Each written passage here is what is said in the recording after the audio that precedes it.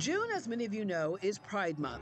The month is significant because in June of 1969, police in New York City raided the Stonewall Inn, a popular gay bar in Greenwich Village. In that moment, a series of spontaneous protests sparked the modern gay rights movement, anchored in visibility and empowerment. But change came slowly.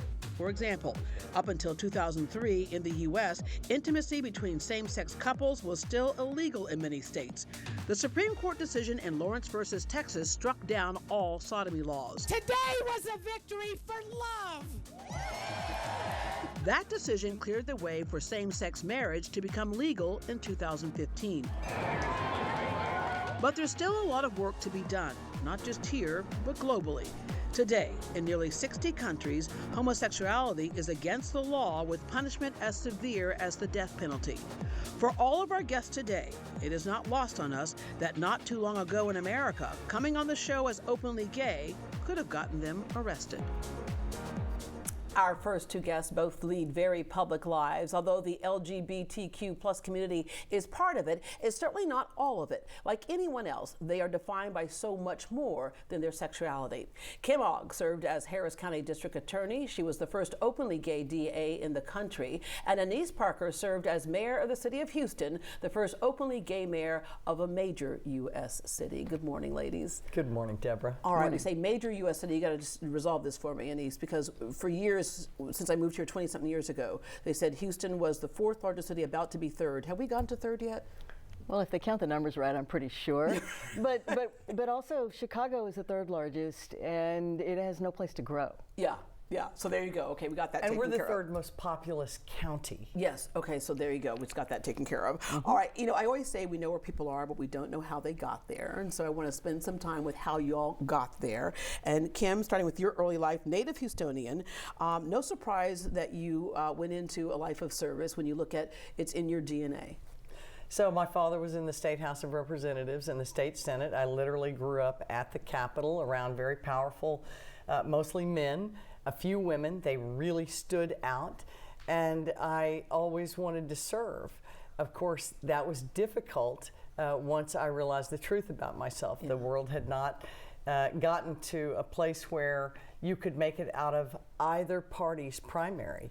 And if people didn't show up at political events with their families, the public thought something was wrong with them. Yeah. So and that your mom was a philanthropist, so that was a part of you as well. She was, and let me just say this: in politics, your partner is a major part of it. They just don't get the credit for it. They get all the bad stuff and none of the credit. So yes, public service has been and is in my DNA. Graduated from Memorial High School, headed off to the University of Texas at Austin. I think we figured out that we were actually there for one year together. You thought you were going to be a journalist. I did.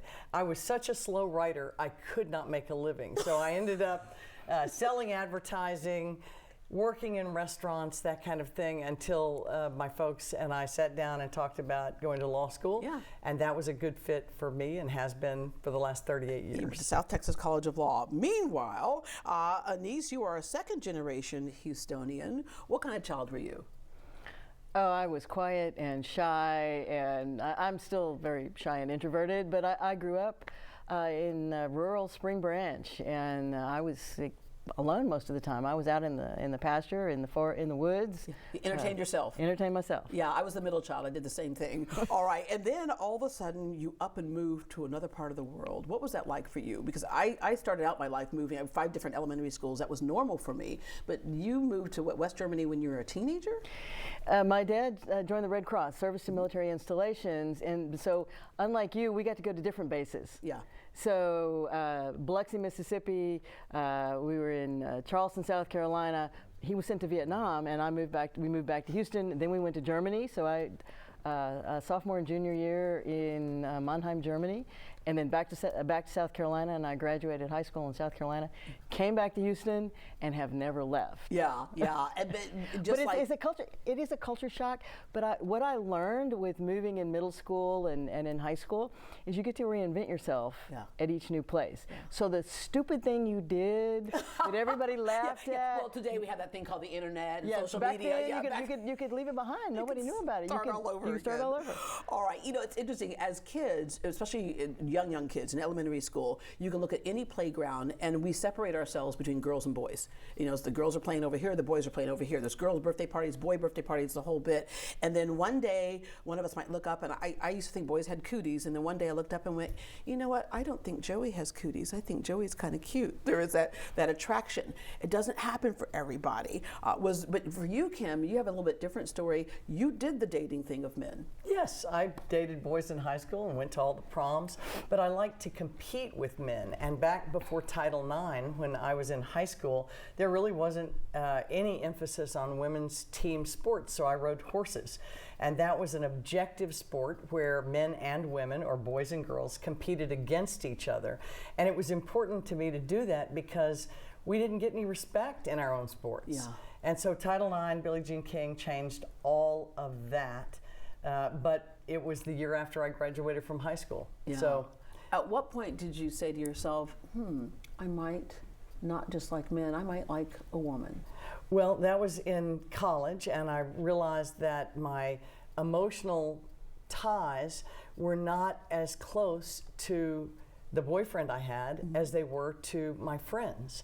And I began to feel differently, and I call it a search for the truth. I was confused. My father was the president pro tem of the state senate.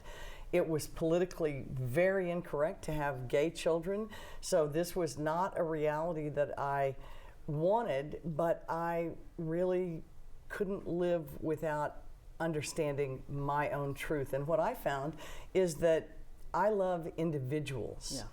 Regardless of sex. You fell in love with a person, not, That's exactly right. Telling your family. For some people, in fact, I have a friend just 2 weeks ago, he said, I got to sit down and tell my parents. And when he did, the parents said, thank goodness, because we've always known, we were trying to figure out how to tell you were gay, right? And so he goes, really? So there's a lot of power in just sitting down and talking to each other, right? Yes. But for some people, that's a traumatic experience. And for you, especially at that time, that didn't go as smoothly. No, it didn't. Politically, it was a time bomb, and I didn't tell my parents. Someone else told my parents. They talked to me. I did not lie. I admitted the truth, and I was asked to leave my home. Wow. Now, my family's really close. We love each other. Everything worked out fine later, but I came back to Houston. I was very alone, and I had to learn how to survive without my support system of friends, and really without a lot of family support. Yeah. My folks never really left, but we were separated. Yeah. And Annise, for you, when did you realize that you were gay? I realized very early on, probably in elementary school, that I was different. Yes, it was the girls on the playground, not the boys. Yeah. I put a they name. still had cooties. Yeah. I put a name to it when I was 12. I first heard the word homosexual, and I went and looked it up, and read everything that I could find. I fell in love at 15, and when we were living in Germany, and had a mad affair with a girl there. She got rotated back to the States, so that ended that. But I decided that, and I went through a lot of trauma, and internally. But I decided that when I went to college, that I was going to be out. Well, first of all, I thought college has to be better than high school. Yeah. Big city, it's going to be fine. And I came out during freshman orientation week in my residential college. Not the smartest thing I ever did. Well, this was a different time. This and is I always tell people, 1974. Yeah, and 74, if I was alive in 74, that means it wasn't like long ago. But it's interesting how times were. Maybe. Because there you were, you're this bright student, you're at Rice University, and there was a threat that you could be expelled from school. I had friends who were expelled from school, and I was on a full 4-year National Merit Scholarship to Rice. My senior year, my girlfriend at the time's mother, we were outed to her, and she went to the dean of students and attempted to have me expelled. I got called in front of the dean, and we had a very awkward chat about my academics and my behavior, and I was required to take sessions with a counselor on campus in order to stay in school. But they didn't expel me, and she got frustrated, and so I was outed to my parents, I was out, but my parent, we'd never had a conversation. She sent an 8-page letter to my folks.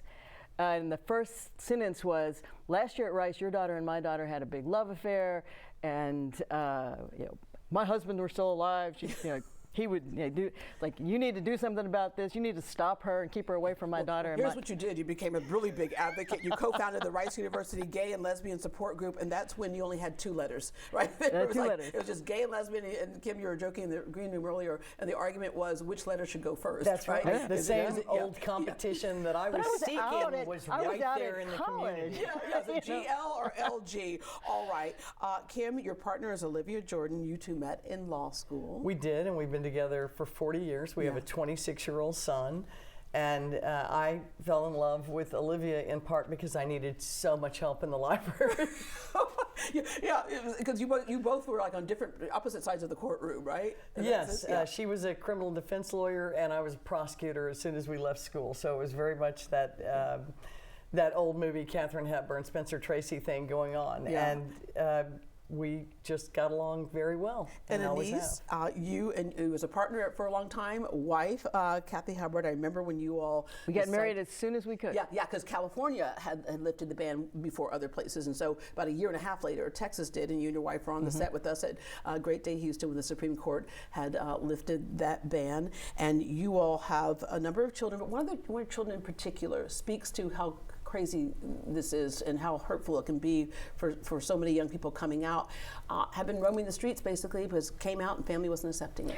Our son, Javon Tyler, who that was, gosh, we've been together 34 years. That was, we'd been together a year when he came to live with us. He was a gay street kid. He was being raised by his grandparents, and they kept either trying to beat the gay out of him or throwing him out and saying, don't come back until you're not gay anymore, or he would run away, and he was on and off the streets for a long time. And one day I invited him home, and then I went and told Kathy. Yeah. We were bringing home a puppy. We have a human being, right? But and we've adopted 3 daughters since then. And both of you had it was tough adopting because for a long time there were questions about whether gay people could adopt children. And I'm going to share this story here because I remember seeing a story on the network news, and New York had lifted the ban before other states on gay couples adopting. And they talked to this little girl. She had a Hispanic father, white father, and she was black. And they said, "What's it like having 2 daddies?" And she goes, "Well, look at my beautiful room." And she goes, "Okay." And she goes, "And I get my hair done once a week. Do you want to see my closet?" And they said, "Yes." And she opens the door and pushes a button, and the clothes come rolling around. Wow. And at that moment, I decided if I come back in my next life, I would be the daughter of 2 prominent gay men, because you saw how much they adored her. And she said, "But most of all, it's not about these things. Most of all, they love me." And that's what it was all about.